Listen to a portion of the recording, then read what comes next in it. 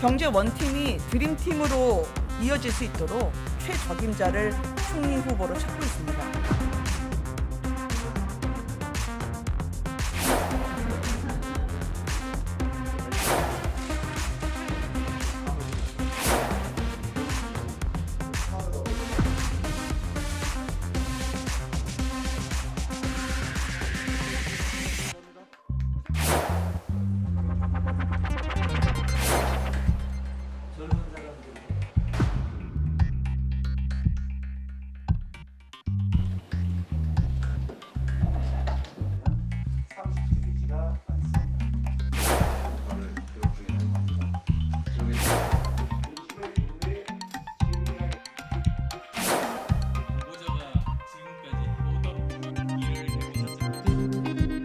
직접 내각에 참여하지는 않는 것이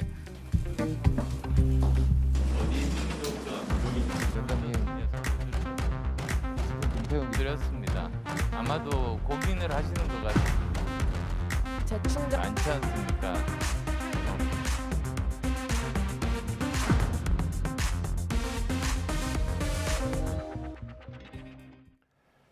새롭게 시작될 윤석열 정부의 초대 총리는 누가 될 것인가에 관심이 모아지고 있습니다. 안철수 인수위원장은 총리직을 맡지 않겠다 이런 뜻을 밝혔는데요. 여야 협치의 첫 시험대가 될 총리 인준 문제 그리고 관련된 정치 현안들에 대해서 여야 의원들과 함께 이야기 나눠보겠습니다. 안녕하세요. 반갑습니다. 네, 안녕하세요. 두 분 뭐 처음 이 자리에 모시는 것 같은데 오늘 또 재밌게 이야기를 나눠보겠습니다. 먼저 오늘 오전 안철수 인수위원장의 기자회견이 있었는데 먼저 여기서 나온 발언을 듣고 오겠습니다. 제가 정말 더 집중해서 국가와 국민에게 봉사하기 위해서는 어느 정도 재충전의 시간이 필요하다는 생각을 가지게 됐습니다. 당의 지지 기반을 넓히는 그런 일들, 그리고 또 정권이 안정될 수 있는 그런 일들에 제가 공헌을 할 수 있는 바가 많다고 생각합니다. 네, 국민의힘 관련된 이야기니까 허 의원님께 먼저 질문을 드릴게요. 안철수 인수위원장이 유력한 그 초대 총리로 좀 거론이 됐었는데 사실상 뭐 내각에 들어가지 않겠다고 밝히면서 물꼬를 텄다 이렇게 봐야 되는 겁니까?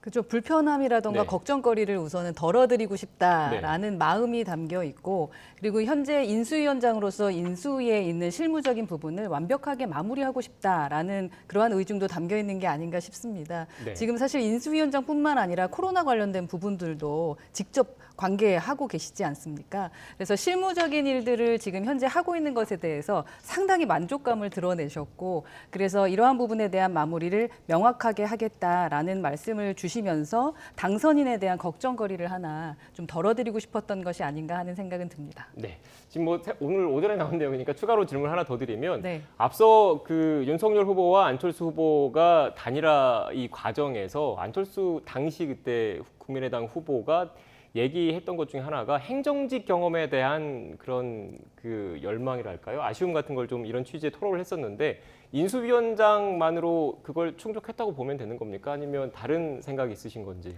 글쎄, 안철수 위원장님의 속내까지는 제가 모르겠습니다만은 하지만 안철수 위원장님의 마음은 실무적으로 나의 실력을 보여주고 싶다라는 마음은 있으셨던 것 같습니다. 짧은 기간이지만 지금의 이 기간 동안의 결과에 대해서 좀 만족하시는 것 같고, 마무리하는 중간에 이제 믿을 만한 전문가적인 장관들을 제대로 선임해서 내 실력을 보여주고 싶다로 우선 첫 번째 만족을 하시는 것이 아닐까라는 식으로 추측은 가능하지 않을까 싶습니다. 네. 고 의원님께서는 어떻게 보세요? 오늘 안철수 위원장의 기자회견. 저는 굉장히 잘하신 결정이라고 생각합니다. 그러니까 뭐 진영을 떠나서 정치라는 게 예측 가능한 길을 갔을 때는 별로 크지를 못하는 것 같더라고요. 네. 예측하지 못한 수를 놓았을 때, 그리고 자신을 희생하는 모습을 보였을 때 국민들이 가장 많은 박수를 보내주시고 있는 것 같고요. 다만 이제 앞으로 이제 인수위에서는 이제 새 정부 출범에 맞춰서 그 다음 이제 장관들 임명을 해 나가야 될 텐데요. 여기에서도 이제 그 분야의 전문가적 식견을 갖고 계신 분이니까 아마도 많은 조언들을 하시지 않을까, 추천을 하시지 않을까 싶은데 그 면면들도 그래서 더더욱 궁금하기도 합니다. 어떤 네. 분들이 나올지. 뭐 안철수 위원장의 속내는 안철수 위원장만 아실 텐데 고 의원님께 추가로 좀 질문을 드리면 안철수 위원장이 이렇게 총리에 가지 않고 당으로 돌아가면 궁극적인 목표는 오는 2027년 대선이지 않을까 이런 말씀하신 분들 많더라고요. 어떻게 보세요? 뭐 모든 정치인들이라면 다 그런 상상들을 당연히 하고 있으니까요. 그러나 말씀하신 것처럼 지금 당장은 너무 에너지가 많이 소진되어 있으니 좀 쉬고 싶다 하는 말이 저는 진심으로 좀 받아들여지고요. 향후에 무엇을 하겠다라는 목표를 예를 들어 5년 후에 내가 대선을 하겠다라는 걸 지금부터 그 목표만 가지고 간다면 전 오히려 국민들 동의가 얻어지기 어려울 거라고 봅니다. 네. 분명 그 안에서 어려운 시기들이 또 있을 텐데요. 그걸 어떻게 지혜롭게 넘나드느냐를 보시고 국민들께서 선택을 해주시겠죠. 네, 실제로 안철수 위원장도 좀 말을 아꼈습니다. 이런 기자들의 질문이 있었는데 뭐 당장 당권 도전이라든지 이런 부분에 대해서는 말을 좀 아꼈거든요. 어떻게 보세요? 저는 위원장님께서 말씀하셨던 거 1년이면 상당히 긴 네. 시간이다라고 말씀하셨던 거에 동의합니다. 정치권에 와보니까 정말 다음 날도 어떻게 될지 모르기 때문에 그러한 예측을 하기보다는 미래에 대한 어떤 큰 그림을 그리고 가는 것은 의미가 있지 않나 하는 생각이 듭니다. 네. 일단 안철수 위원장이 그렇다면 어떤 역할을 할지 뭐 당분간 재충전의 시간을 갖는다고 하더라도 당장 6월 지방선거를 앞두고 있지 않습니까? 양당 모두 선거 체제로 또 돌입을 할 테고 선대본을 꾸릴 텐데 당장 뭐 국민의힘만 놓고 본다면 이준석 대표가 있기 때문에 이준석 대표를 중심으로 선거를 치르겠지만 또 안철수 위원장이 어떤 역할을 할지에 대해서도 좀 궁금하거든요. 네, 지금 사실 합당에 대해서도 속도감 있게 네. 진행이 되고 있고 이제 국민의 당이 아니라 같은 당의 일원 아니겠습니까? 네. 안철수 지금 위원장님께서는 선거 때도 많은 뭐 역할을 해주셨다라고 생각하고 이번에 지방선거에도 분명히 어떤 도움을 주기 위한 긍정적인 어떤 사인을 주시지 않을까 하는 생각은 듭니다. 네, 당장 직접 어떻게 보면 뭐 경기도지사라든지 선수로 뛸 그런 생각은 없다라고 밝혔기 때문에 네, 그런 부분은 예측하기 어려울 것 같습니다. 예측하기 어렵다는 건 어떤 의미입니까? 그분은 그렇게 말씀을 하셨지만 네. 어쩌면 또 누군가가 원할 수도 있지 않을까 하는 생각은 좀 드는데 우선은 충전의 시간을 말씀을 하셨으니까 안철수 위원장님께서는 나가고 싶지 않으실 것 같고 하지만 뭐 필요한 곳이 있다면 또 누군가가 요청을 할 수도 있지 않을까라는 뭐 한 2, 3%의 가능성은 열어놔야 되지 않을까 여운을 남기셨는데 어떻게 보세요? 그런데 이제 안철수 위원장님의 몫보다도 저는 오히려 더 궁금한 건 국민의당 안에 있는 이제 다른 의원님들의 그렇죠. 위치가 과연 어디로 갈 수 있을 것인가. 안철수라는 개인은 그러한 선택을 해서 이제 국민들에게도 박수를 받고 계시지만 그와 함께 뜻을 같이 했던 그 동지들의 거취는 어떻게 할 것인가. 근데 이에 대해서 선거 기간 내내 이준석 대표는 굉장히 강하게 선을 그어왔었거든요. 그것을 어떻게 정리할지가 굉장히 큰 숙제일 것 같습니다. 네, 그러니까 쉽게 얘기해서 좀 시청자 여러분들의 이해를 돕기 위해서 두 당이 합당을 하면 결국 이 공천권, 그러니까 지방선거에서 누가 후보로 나갈 것인지, 국민의힘의 후보로 나갈 것인지를 놓고 지분 싸움이 좀 벌어질 수도 있다, 이런 취지의 말씀이신 것 같네요. 그렇죠. 네, 어떻게 보세요? 저희는 우선은 최고위원도 그 자리를 마련해 두고 있고 네. 그리고 공천권도 주는 것을 이렇게 룸을 마련을 해놨습니다. 그래서 그러한 부분은 현재 이제 통합에 대한 얘기를 할 때도 합당 얘기할 때도 문제가 되고 있지 않습니다. 그러면은 몇 자리를 공천을 주겠다라는 룸을 마련하셨다는 건가요? 네네. 그러니까 현재 국민의당에서 희망하시는 부분에 대해서는 웬만하면 다 받아주는 것으로 지금 원칙을 세워서 이야기 나누고 있어서 그 흐름이 지금 뭐 상당히 긍정적이다라고 보고받았습니다. 그 비율이 얼마나 되나요? 그 비율을 정할 수가 없는 게 네. 숫자라던가 이 인원, 그러니까 숫자와 인물에 대한 조금 고민이 있으신 것 같더라고요, 국민의당에서. 네. 그래서 그것을 퍼센테이지로 정하는 것은 쉽지 않을 것 같고요. 우선은 공천위에 대해서는 공간이 자체에 누군가를 둔다라는 룸은 확실하게 마련해놨고 또 최고위원 자리도 마련해놨습니다. 그런데 관건은 지금 국민의힘 기존의 그 해당 지역에서 선거를 준비하셨던 분들이 계실 거잖아요, 분명히. 그럼 반발도 만만치 않을 것 같다는 생각이 좀 드는데. 그런 차원 때문에 저희가 합당을 좀 서두르는 네. 거고요. 왜냐하면 저희가 PPAT라고 해서 역량 강화 시험을 봐야 하고 그 시험을 보지 않으면은 기본적으로 그 당선 나올 수가 없지 않습니까? 그래서 그분들도 시험을 보셔야 되는 거기 때문에 좀 속도감을 가지고 합당을 준비하고 있습니다. 네, 그러니까 본격적으로 선거 준비에 나서기 전에 그 선거에 준비에 나선 이후에 이런 과정을 거치면 더 갈등이 커질 수 있으니까 그렇죠. 그 전에 하겠다라는 예. 말씀으로 그래서 이렇게. 정진석 위원장님께서도 지금 그 부분을 상당히 좀 주력하고 있습니다. 역량 강화 시험이 혹시라도 국민의당에 피해를 주진 않을지에 대한 것도 지금 고민하고 계십니다. 네, 안철수 위원장 관련 얘기 좀 간략하게 좀 짚어봤고 의원님께 이 질문 드리겠습니다. 일단 뭐 안철수 위원장이 총리하지 않겠다는 뜻을 밝혔으니까 앞으로 윤석열 정부의 첫 총리는 누가 될지에 대한 관심이 좀 쏠리고 있습니다. 일각에서는 뭐 경제 관료 또는 화합형 인사가 지금 지명되는 건 아니야 이런 얘기가 꾸준히 나오고 있던데 민주당에서는 어떻게 보십니까? 이제 국민들 가장 많이 바라는 거는 통합과 경제죠. 네. 이제 후보 기간 동안에 윤석열 당선인에 대해서 많은 사람들이 이제 공감했던 부분은 네. 이 어떤 외교 안보 분야라든지 경제 분야라든지 여기에 대해서는 실무적으로 한 번도 일을 해보지 않았기 때문에 부족함들이 좀 있다. 그럼 그것을 결국은 이제 총리가 채워줘야 될 텐데 그래서 무엇보다 정책에 대해서 굉장한 능수능란함이 좀 있어야 될 것 같고요. 그리고 지금 이제 국민의힘은 이제 여당이 되고 이제 민주당이 야당이 될 텐데 야당과의 협치를 어떻게 끌어내서 정부의 그 국정 운영들을 잘 해결할 수 있을지가 숙제일 텐데 거기에 있어서 이 총리 역할은 굉장히 큽니다. 그래서 이 통합할 수 있는 인물을 찾아야 될 텐데 아마 첫 번째로 후보로 내세워질 그 분은 윤석열 당선인의 어떤 앞으로의 이 어찌 보면 5년의 국정 방향을 다 보여준 아주 상징적인 인물의 자리가 될 거라고 생각하고 있습니다. 네. 그래서 좀 추가로 좀 여쭤보면 이 국무총리라는 게 그 내각의 재청권, 장관의 재청권을 갖고 있지 않습니까? 그리고 특히 국무총리 같은 경우에는 국회 동의가 필요한 사안이어서 민주당이 지금 과반 의석을 차지하고 있는 상황에서 어떻게 보면 열쇠를 또 하나 쥐고 있다고도 볼 수밖에 없는데 지금 거론되고 있는 인물들이 좀 있습니다. 제가 자막으로 쭉 나가고 있는데 정통 관료 그리고 민주당 출신 인사들이 좀 거론이 되고 있어요. 민주당 입장에서는 어떻게 보십니까? 어디가 더 낫다고 보십니까? 아직은 뭐 한 명 한 명에 대해서 거론하는 것은 별로 의미가 없을 것 네. 같고요.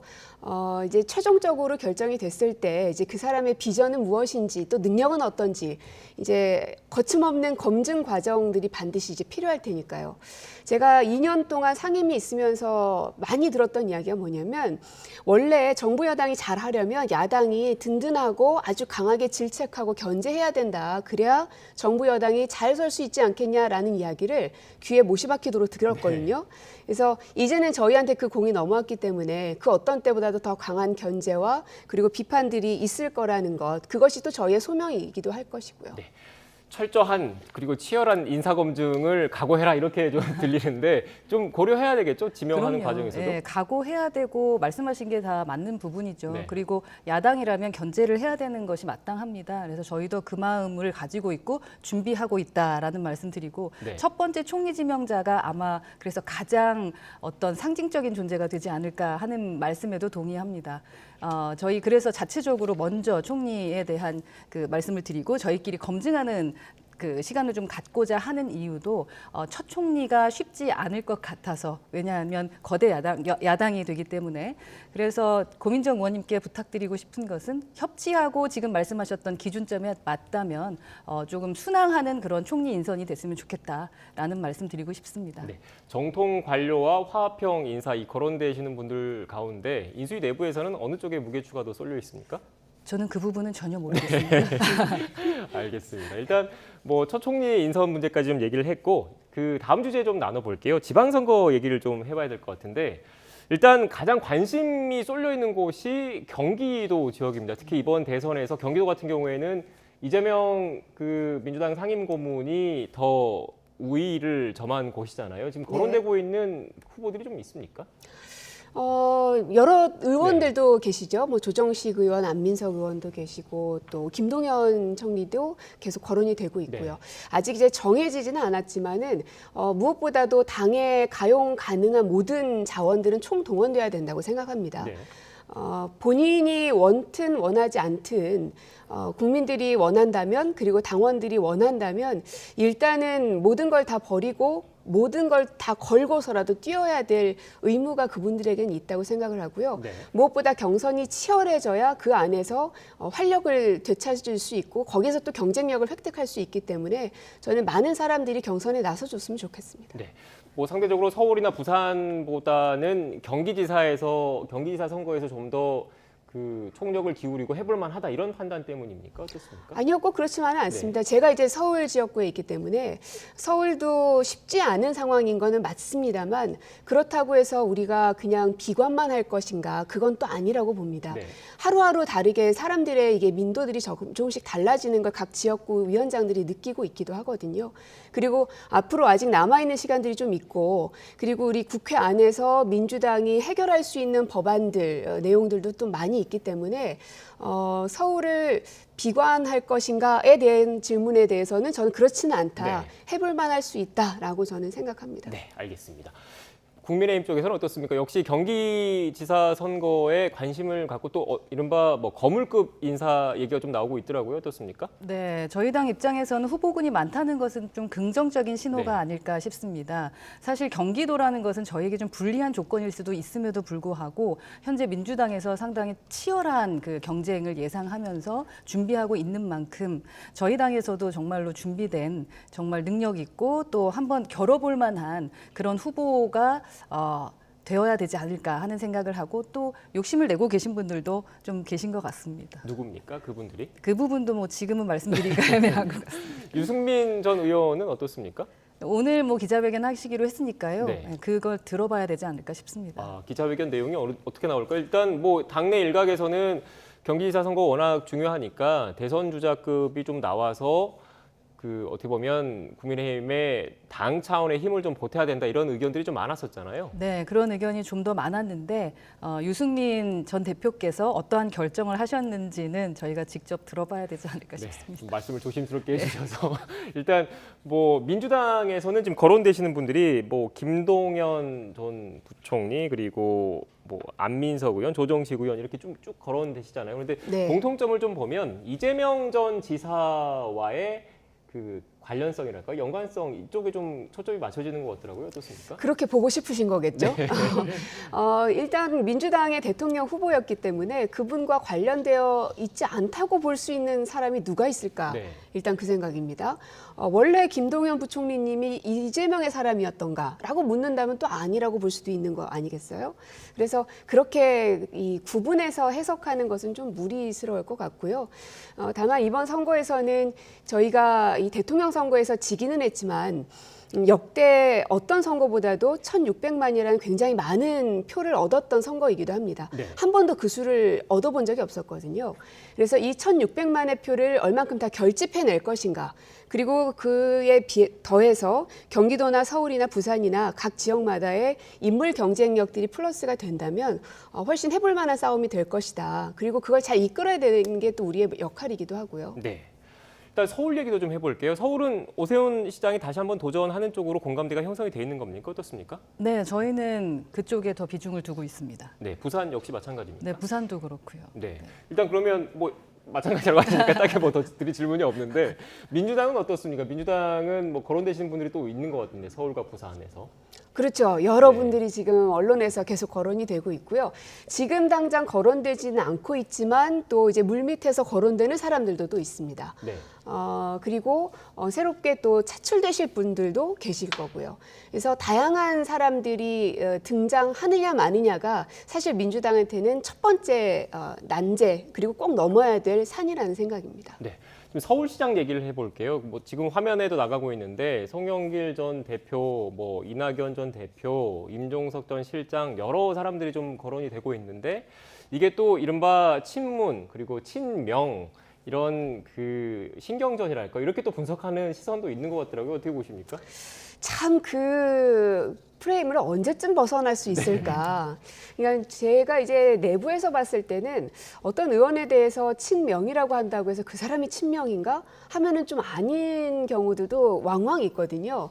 그래서 언론에서 그렇게 이름 짓는 것이 의미가 얼만큼 있는가 하는 생각이 좀 듭니다. 그래서 친명, 친문 이런 시선으로 보지 마시고 우리 민주당에서 지금까지 역할을 얼만큼 했던 사람이고 앞으로 얼만큼 잘 이끌어갈 사람인가, 또 무엇보다 통합을 잘 만들어낼 수 있는 사람이 누구인지를 좀 봐주시면 좋겠습니다. 네, 지금 제가 거론한 이런 인물들이 실제로 당내에서 뭐 출마라든지 이런 의견들, 이런 얘기들이 나오고 있는 건 맞는 거죠?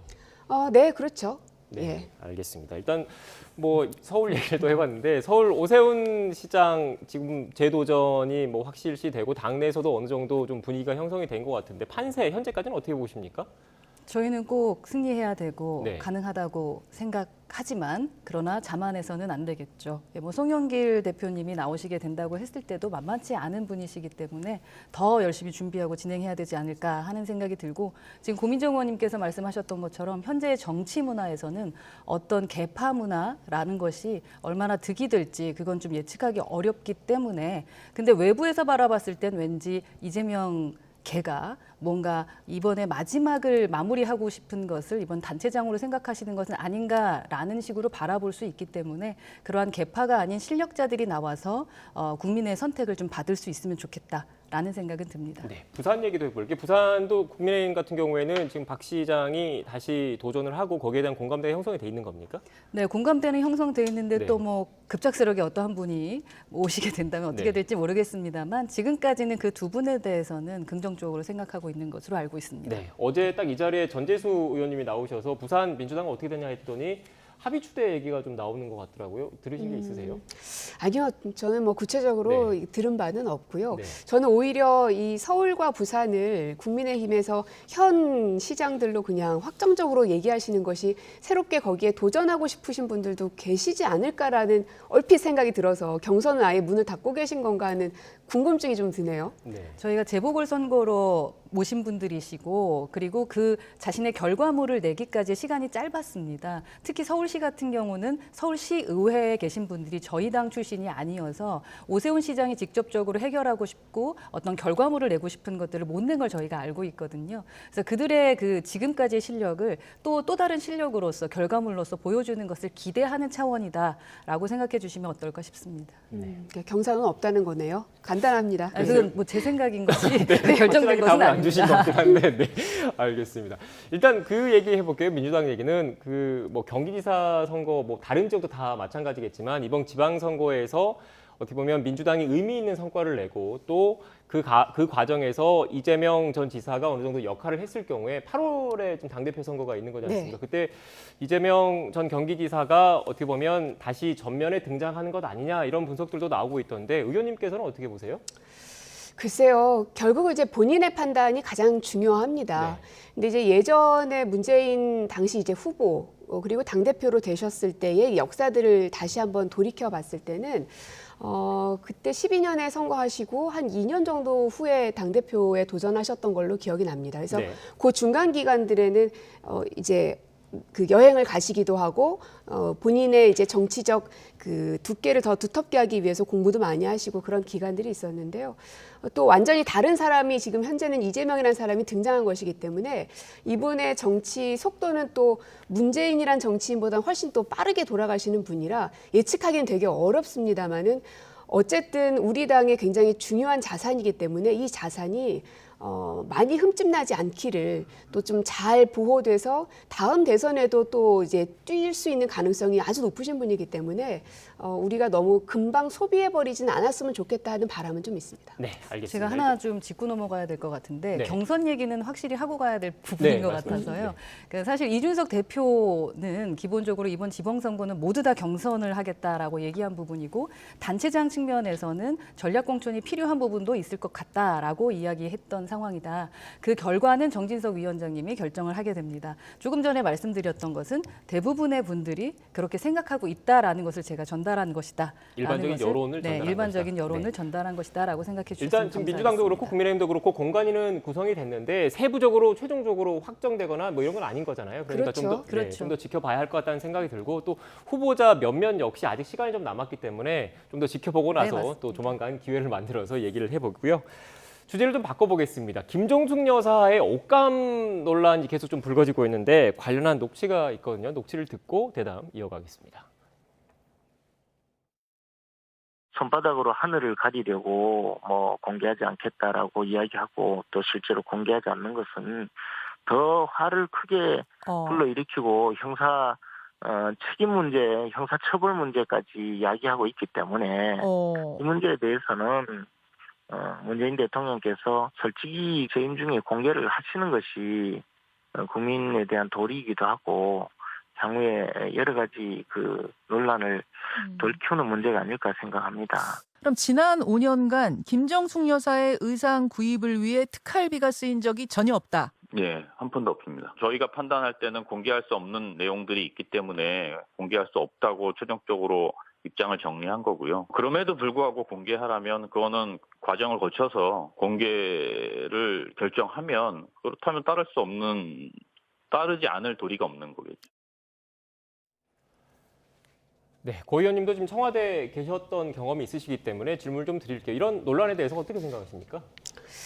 글쎄요. 일단 기본적으로 저는 이제 정부 초기부터 있었던 사람이었기 때문에 그 당시에는 이제 박근혜 정부에서 특활비로 옷을 구입하는 것이 한참 논란이 됐었습니다. 그 이후에 들어간 정부여서 다른 건 모르더라도 거기에 대해서 특활비를 썼을 리가 만무하지 않겠습니까? 상식적으로 생각해 봤을 때. 그럼에도 불구하고 특활비라는 것은 법적으로 공개할 수 있는 근거도 없고 권한도 없고 그렇기 때문에 할 수 없는 것이기 때문에 자꾸 특활비로 공격을 하고 계시는데 사실 이게 좀 똑같습니다.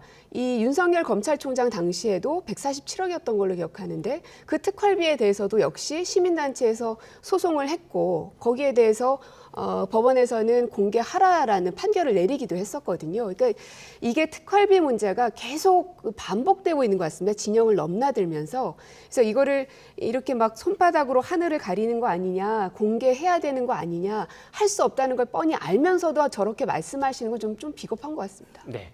그러니까 뭐 사비로 구입을 했고 전혀 문제될 게 없다라는 입장이신데 또 근데 국민의힘 입장에서는 그렇게 문제될 게 없으면 공개하면 되는 것 아니냐 그리고 법원에서도 공개를 하라고 하지 않았느냐 이런 입장이실 것 같아요.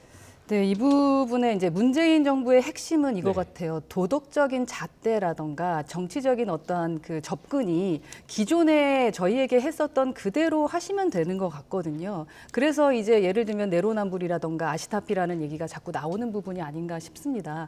기억하시겠지만 2012년 대선 당시 때도 그 옷감 문제 갖고 얘기를 많이 하셨어요. 진성준 대변인께서 당시 박근혜 후보의 의상 관련해서 몇 벌의 여성 정장값이 뭐 수억 원이다라고 말씀하시면서 지속적 공격을 하셨었고 또 2016년에는 민주당이 박 대통령한테 의상값 총액이 수억 원으로 추정된다. 서민 심정 생각하다면 이럴 수 없다라고 비판하셨거든요. 이렇게 비판하셨던 것은 공개할 수 없다라는 걸 알고 있으면서도 아마 서민적인 심정을 이해하라. 라고 말씀하시면서 국민들을 흔들었던 것을 아마 기억하고 계실 겁니다. 그래서 그러한 정치적 신뢰로 접근을 하시게 된다면 공개 안 할 이유가 뭐가 있을까? 그들의 정치적 의지대로 공개를 하시면 좋겠다라는 생각이 들고요. 아마 조금 전에 김재원 최고, 그러니까 전 최고죠. 전 최고위원이 얘기하는 부분은 전 이게 아닐까 싶습니다. 저희 국회의원들도 이제 공직자가 되면서 공직자가 재산을 목록을 다 공개하게 되죠. 그렇죠. 그 중에서도 보물 같은 경우는 500만 원 이상이 되면 다 공개하게 돼 있습니다. 네. 근데 국민들께서 지금 제시하고 계시죠. 여러 가지 액세서리라던가 그것들이 예상치 못한 가격인 것 같아. 그렇다면 사비로 구입을 하셨을 때 그게 재산 목록에 이제 등록이 되면 되는 거죠. 어차피 공개할 것이라면은 만약에 사실이라면 그 사실이 아니라면 뭐 공개가 안 될 수도 있을 텐데요. 여하튼 공개를 하는 것이 법적으로 우리가 되어 있는 것처럼 국민들께서 공개했으면 좋겠다라고 말씀하시는 것이 그렇게 그만큼 잘못된 것일까라는 생각은 듭니다. 제가 아주 간단한 질문을 하나 드리겠습니다. 허은하 의원님도 옷을 입으시고 구두를 사시고 그러시죠. 그거 어디서 언제 사셨는지 공개 다 하시겠습니까? 하실 수 있습니까? 그러니까 하실 수 있겠습니까? 그게 가능하냐 말입니다. 사비로 구입했을 때 카드로 샀겠죠? 때로는 현금으로 샀을 수 있고요. 얼마인지 몇 월에 샀는지 기억 못할 겁니다. 그러시죠? 보통의 사람들은 다 그렇습니다. 저분도 사람이기 때문에 똑같은 겁니다. 그런데 그것을 공개해라. 어디서 어떻게 공개하라는 말씀이신지. 그러면 허은하 의원님의 옷값 카드 내역에 대해서도 공개할 자신이 있으신지를 먼저 여쭙고 싶은 겁니다. 공개를 해야 되는 입장이 된다면 공개를 해야겠죠. 가능하겠다고 저는 생각하시는 그 겁니까? 좀 드리고 싶은데요. 저는 제 옷값이 어느 카드에서 언제 샀는지 기억이 나질 않습니다. 그리고 그 안에 어떤 종류의 옷인지도 카드 내역에는 없지요. 그냥 기껏해야 백화점 이름이든지 아니면 브랜드 이름이든지 쇼핑몰 이름이든지 이 정도로 기록이 되어 있습니다. 그럼 그게 어떤 옷인지 매칭 가능하십니까? 그러니까 제가 지금 말씀드리고 싶은 것은 아니 매칭 가능하시냐고요. 네, 말씀하시죠. 그런 게 불가능하다고 생각했으면서 왜 박근혜 전 대통령께는 그렇게 공격을 하셨는지를 말씀을 드리는 거고요. 그래서 정치적인 신뢰에 대한 말씀을 드렸다라고 말씀을 좀 드리고 있는 부분이고요. 그리고 지금 저는 그런 생각이 듭니다. 민주당이라던가 문재인 정부는 정말 집단 최면에 걸려 있는 것 같습니다. 본인들은 옳고 남들은 틀리다. 본인들만 생각하는 것이 옳고 다른 사람이 만약 우리와 생각이 다르다면 무조건 틀리다 하면서 공격하시는 그 부분은 앞으로 좀 시정하셔야 되지 않겠느냐. 왜 저희 국민의힘에서는요. 리스트를 공개하라, 리스트를 가지고 공격한 적도 한 번도 없습니다. 이 모든 공격은 국민들께서 하고 계시는 겁니다. 왜? 기존의 민주당이 그렇게 해왔는데 저희 욕먹고 있습니다. 국민의힘은 왜 이렇게 잠잠하냐. 공격해라. 하지만 저 한 번도 논평 내지 않았거든요. 이 부분에 대해서. 왜냐하면 말씀하신 부분에 대해서도 일견 타당한 부분도 있기 때문입니다. 하지만 박근혜 대통령한테 공격을 하셨던 그대로 그렇다면 지금 현재 김정숙 여사도 그렇게 해야 되는 것이 정치적 도리다라는 말씀을 드리고 있는 것이다라고 정리하고 싶습니다. 네. 국민의힘에서는 계속해서 일단 던지고 보자식의 발언들을 하고 계십니다. 이 브로치 부분에 대해서도요. 2억이라는 말들이 한간에 떠돌았습니다. 근데 방금 또 언급하셨지요. 근데 여기에 대해서 이것은 제가 뉴스도 봤습니다. 이 보석 그 전문 감정가 이런 분들이 보시고서는 말씀하시더라고요. 저거는 그 2억짜리 그게 아니다라고 이미 그렇게 판정이 났습니다. 그러면 그때부터는 또 이제 어떤 논란으로 옮아가느냐? 그러면 그건 모조품 아니냐? 이 계속해서 이러한 논란들을 이끌어 나가시는 것에 오히려 동의하지 마시고 그것을 끊어내실 필요도 있다라는 말씀을 드리고 싶고 저희는 계속 생각나는 거는 노무현 대통령 당시에 권양숙 여사님의 그 사안들이 계속 생각이 나는 겁니다. 너무나 뻔한 수법으로 도덕성에 흠집내기를 하겠다라는 것으로밖에 보이지 않고 이게 그냥 국민들 안에서 혹은 몇몇 사람들 사이에서만 일어나는 일이라면 굳이 국민의힘에서 그 공개적으로 혹은 공식적으로 대응할 이유가 전혀 없으신 거죠. 그러나 아까 김재원 전 최고위원께서도 공식적으로 계속해서 저러한 발언들을 하고 계시지 않습니까? 그게 어떻게 국민들만 얘기하는 것이지 우리는 거기에 대해서 거론하지 않고 있다라고 단정지어서 말씀할 수 있습니까? 저희는 공개적으로 그 당의 논평으로 낸 적이 없음을 확인하시기 바라겠고요.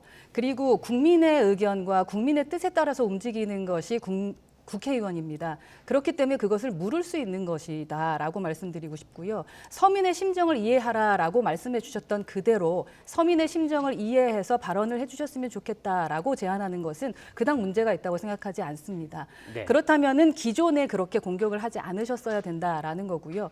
도덕적 흠집을 내기 위함이다, 어떠한 것이다라고 하면서 지속적으로 프레임을 자꾸 만들어가려고 하는 것이 더 문제인 것이지 국민께서 청와대 청원에도 아마 이야기하신 걸로 알고 있습니다. 궁금해하시면 답변을 하시면 되는 것이지 국민의힘에 지속적 공격을 하시는 것과는 좀 거리가 다르지 않을까라는 생각을 합니다. 한 가지를 좀 짚어야 될 것은 박근혜 대통령의 이 옷값에 특활비에서 쓰였다라는 부분에 대해서는 이미 너무나 많이 논란이 됐었고 문제 제기가 됐었던 부분이었었고요.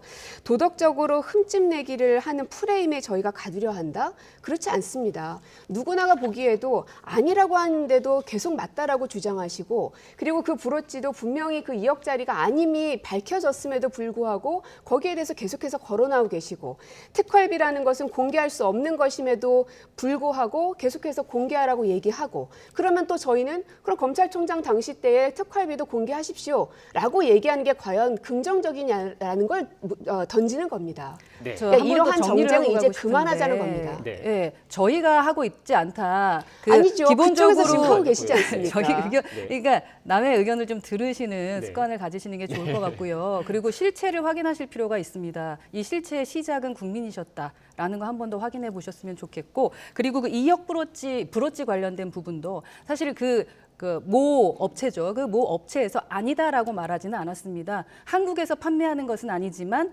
알아봐야 된다라는 정도로 발표한 것으로 알고 있습니다. 그래서 그 부분도 확인해 보시기 바라겠습니다. 그리고 저는 어떠한 불어찌나 무엇에 대해서 비용을 얘기하면서 이야기하지 않았다. 품격 있는 보수당다운 대변인답게 지금 네. 공격을 하고 있다라고 말씀드리고 알겠습니다. 싶습니다. 일단 마치 여기 네. 같이 이제 토론을 하러 나온 사람에게 자신의 말을 잘 들어라라는 식의 그런 말씀하시는 것은 굉장히 좋지 국민의 않은 말씀을 모습이라고 들으라는 생각이 말씀입니다. 들고요. 본인께서 의견을 주장하실 때는 해도 되는 말이고 다른 사람이 의견을 제시할 때는 왜 내 말을 듣지 않느냐라고 하는 것이야말로 그야말로 그런 게 바로 내로남불인 거 아니겠습니까? 네. 늘 자신이 하는 말은 옳고 남이 하는 것은 옳지 않다라고 공격하시는 것은 이제 좀 그만하자는 겁니다. 네, 아, 제가 일단 그거는- 중간에 좀 개입을 네. 할게요. 이제 두 분 모두 말씀 민주당이 옷값- 그런 건데. 네, 예. 옷값 관련해서 계속 말씀을 하셨는데 계속 어떻게 보면 시청자 여러분께서 핵심이 무엇이고 각자의 주장이 뭔지는 다들 이해를 하셨을 것 같고 일단 뭐 짧게 하실 말씀 뭐 말씀하셨으니까 반론 있으시면 하시고 나서 제가 다음 주제로 가도 될까요? 어떻습니까? 아니, 지금 뭐 고민정 의원께서 네. 말씀하신 것은 지금까지 지속적으로 시청하셨던 시청자께서 결정하실 것 같아요. 그 판단하실 것 같습니다. 네. 그럼 제가 주제 넘어가도 될까요? 이제 이 정도 네. 하고? 네, 알겠습니다.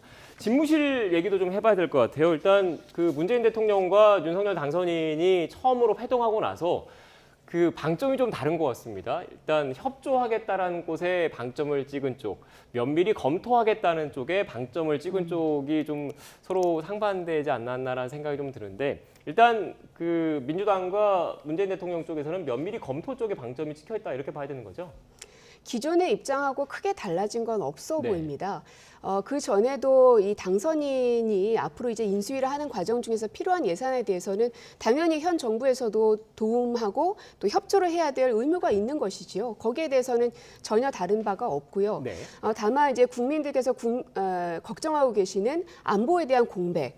그리고 예산이 과연 인수에서 얘기한 그 예산만큼이겠는가. 그렇지 않다. 훨씬 더 많은 금액이 든다라고 각계 전문가들이 말씀을 하시고 계시기 때문에 예산안에 대해서도 명확하게 얼만큼이 드는지에 대해서 면밀히 이 검토안을 보내주셔야 거기에 대해서 검토해서 승인을 하든 말든을 할 수 있을 테니까요. 네.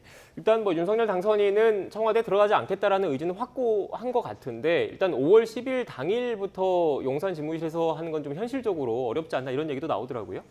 네, 저희 그 인수위에서 계산했던 그 일자를 지나서 네. 아마도 바로 들어가기는 어렵지 않을까라고 다들 생각하고 계신 것 같습니다. 네. 그렇다면 뭐 그동안에 쭉 나왔던 얘기처럼 현재 통이동 집무실에서 당분간은 취임 이후에도 계속 근무를 하는 겁니까? 뭐 그렇게 되지 않을까 싶은데 네. 자세한 부분은 또 어떻게 변화될지는 더 확인해 봐야 될 것 같습니다. 네, 알겠습니다. 일단 집무실 이전 관련된 얘기도 좀 나눠봤고 또 쟁점 가운데 하나가 이른바 임대차 3법입니다. 이것과 관련해서 지금 인수위 측에서는 문제가 있으니까 좀 개정하거나 축소하거나 이렇게 해야 된다 이런 입장인데 법 개정 사항이기 때문에 어떻게 보면 국회 문턱을 넘어야 합니다. 하지만 민주당에서는 좀 부정적인 입장인 거죠. 일단 이 임대차 3법이라는 거는 세입자의 이제 거주권들을 네. 보장하는 게 가장 첫 번째이지 않겠습니까? 그래서 이 법이 시행된 지 지금 2년이 됐고 올해 한 7월 정도 되면 이 계약갱신 청구권이 이제 도래하기 때문에 여기에 대해서 시장이 어떻게 반응할지를 좀 살펴볼 필요도 있겠다. 국민의힘에서 계속적으로 비판하셨던 대목이 정책을 너무 많이 만들고 너무 많이 바꾼다라는 비판을 하셨기 때문에 이번 이 임대차 3법에 대해서도 이뿐만 아니라 모든 부동산 정책들에 대해서도 쉽게 없애거나 쉽게 파기하겠다는 말씀은 안 하실 거라고 기대합니다. 네, 일단 임대차 3법을 좀 간략하게 좀 설명을 해드리면 이른바 전세 기간 2년을 4년까지 쓸 수 있는 계약갱신 청구권 그리고 인상률을 정하는 전월세 상한제 그리고 전월세 신고제 이거 세 개를 묶어서 임대차 3법이라고 하는데 국민의힘을 비롯한 일각에서 얘기하는 거는 이렇게 그 전세 기간을 늘리고 상한율을 적용을 하다 보니까 이 혜택을 받는 세입자분들은 좋겠지만 그 나머지 그 사람들 같은 경우에는 물건 자체가 안 나와서 오히려 전세값 급등이라든지 월세 전환이라든지 이런 부작용이 있다 이런 입장이신 것 같더라고요. 네, 임대차 3법을 통과시킬 때부터 저희가 반대했던 네. 이유가 그 두 가지 이유 때문이었습니다. 근데 현실적으로 그렇게 됐고 그것 때문에 피해를 보시는 분들이 지금 많아졌죠. 그래서 그 법에 대한 개정이 필요하다라는 것이 저희의 입장이고 그 부분에 대해서 함께 이야기 나누면서 뭐 시정돼야 될 부분은 시정되면서 불편을 끼쳐드리라든가 손해를 보는 분들은 없는 그러한 법이 돼야 되지 않을까라는 생각입니다. 네. 하지만 지금 말씀하셨던 것처럼 이제 2년밖에 안 된 법인데 이걸 또 바꾸면 오히려 시장에 또 혼란을 주고 선의의 피해자가 양산되는 것 아니냐. 그러니까 신중해야 된다는 게 민주당 입장인 거잖아요. 그렇죠. 이미 2년 전에 시작하셨던 분들은 앞으로 2년만 내가 여기 사는 것이 아니라 2년을 더 살 수 있다라는 기대 심리를 이미 갖고 계시는데 국민의힘의 그러한 발언들로 인해서 내가 그러면 여기서 이제 나가야 되는 것인가라는 고민에 또다시 휩싸이게 되거든요. 가장 많이 말씀하시는 게 부동산이야말로 시장에 맡겨야 된다라고 말씀하시는 만큼 현재 이 세입자들의 거주권이나 주거 안정들이 잘 보장이 되고 있는가, 거기에 대해서 또다시 피해를 받는 사람들은 없는가에 대해서 면밀히 검토할 필요가 있다는 겁니다. 네. 근데 민주당에 추가로 좀 제가 여쭙고 싶은 게 지난 대선 과정 어떻게 보면 부동산 이슈가 가장 큰 핵심 주제 가운데 하나였다 이런 분석이 많았잖아요. 그래서 뭐 이재명 당시 후보도 그렇고 민주당도 그렇고 현 정부의 부동산 정책에 대해서 아쉬웠던 부분은 좀 개선을 해나가겠다 이런 입장을 피력하기도 했는데 임대차 3법과 관련해서도 뭔가 문제점이 있다면 전혀 뭐 그대로 유지를 해야 된다는 입장입니까? 아니면 어느 정도 보완을 할 필요가 있으면 보완을 해야 된다는 입장입니까? 당연히 문제점이 있다면 네. 보완해야죠. 네, 알겠습니다. 일단 이 부분도 좀 짚어봤고 마지막으로 이 얘기도 좀 해봐야 될 것 같아요. 이른바 그 전국 장애인 철폐연대 차별 철폐연대 시위와 관련해서 이준석 대표의 발언을 둘러서 논란이 좀 많이 불거지고 있습니다. 어떻게 생각하십니까? 네, 이 부분에 대해서는 글쎄 제가 오해를 끼쳐드린 부분이 있다면 그 부분은 저희가 더 소통하면서 오해가 없도록 해야 된다라는 생각이고요. 참 아이러니하게도 이번에 인수위에서 얘기했던 고속버스 등에 대한 장애인 저상버스 도입 이 자체를 이야기했던 사람이 이준석 대표입니다. 네. 그리고 선거 기간 내에 장애인 단체를 가장 많이 만났던 대표이기도 할 겁니다. 저도 같이 동행을 했고요. 그래서 그러한 부분을 어떻게 실행하고 편의를 봐줄 수 있을지 우리가 어떻게 그 차별 없는 세상을 만들 수 있을지에 대한 것들을 가장 많이 노력했었고 앞으로도 그렇게 움직일 것이다라고 말씀드리고 싶습니다. 네. 오해로 넘어갈 사안은 아닌 것 같습니다. 장애인을 볼모 삼아서 비문명적 시선으로 굉장히 독선적인 선택과 말들을 쏟아냈던 요 며칠이었거든요. 이 제가 방금 말씀드린 이 강한 단어들이 제가 만들어낸 말이 아니라 이준석 대표가 다 한 말들을 모아놓은 겁니다. 저는 과연 당대표가 이렇게까지 표현할 필요가 있었을까? 이유가 뭘까? 도대체 이해할 수 없다 하는 정도의 굉장히 강한 언사들을 이제 펼쳐놨는데요. 때로는 정책에 대해서 반대 의견을 갖고 있을 수도 있습니다. 정치인도 다 사람이니까요. 하지만 국민을 대상으로 해서 그것도 사회적 약자라고 생각하고 있는 그분들을 대상으로 해서 이런 비문명적 시선을 갖고 독선이다, 아집이다 이러한 표현들을 하는 것이 그들에게 대한 또 다른 가해가 되고 있다는 사실을 본인만 모르시고 있는 것 같다는 생각이 들어서 좀 굉장히 안타깝습니다. 네. 저는 이제 고민정 의원님께 잊어버리신 건지 아니면 기억하고 싶지 않으신 건지에 대한 거를 좀 여쭙고 싶은데요. 경선 때 이낙연 후보께서 이재명 후보께 했던 말을 아마 기억하실 겁니다. 제가 적어왔는데 이재명 지사는 약자나 시민을 대하는 태도에 대한 우려가 있다. 철거민과 몸싸움하고 장애인을 쫓아내고 겨울철 전기를 끊었다는 보도가 있다. 비판하는 시민을 향해서는 입으로 옮길 수 없는 트위터 발언도 있다라고 비판하셨잖아요. 그리고 그거에 대해서 그 다음 이재명 후보는 해명조차 하지 못했고요. 그 다음에 입만 열면 억강부약이라는 비판을 다시 들으셨습니다.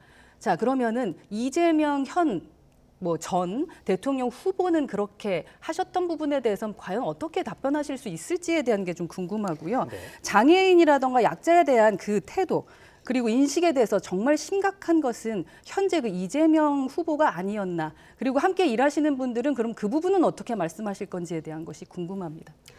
아직까지도 계속 방어만 하려 들고 받아들이지 않으시려는 그 태도에 굉장히 유감스럽습니다.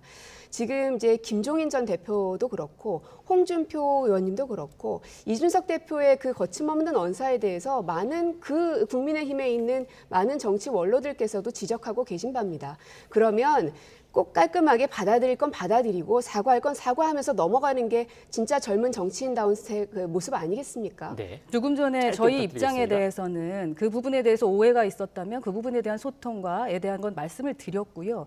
개인에 대해서 그분이 사죄를 할지 않을지에 대한 것까지 제가 결정할 수 있는 부분은 아니기 때문에 그동안에 했던 그 이재명 후보에 대한 것, 그 후보를 지지하셨던 분들에 대해서 우선 그럼 장애인들한테 먼저 사과해야 되는 것이 아니냐, 내부 관리 먼저 해야 되는 것이 아니냐라는 말씀을 드리는 겁니다. 네, 이런 게 짧게 바로 좀 마타도어인 네. 겁니다.